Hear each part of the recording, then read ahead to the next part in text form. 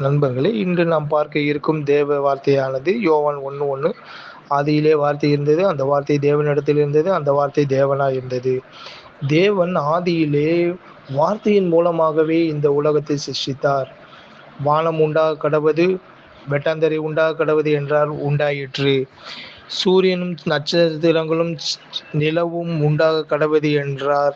அவைகள் அப்படியே உண்டாயிற்று. அனைத்தையும் தம்முடைய வார்த்தையின் அடிப்படையிலே உண்டாக்கினார். ஒன்றை தவிர, மனிதன் ஒருவனை தவிர மற்ற அனைத்தையும் தம்முடைய வார்த்தையினாலே சிருஷ்டித்தார். தேவன் வார்த்தையின் தேவனாய் இருக்கிறார்.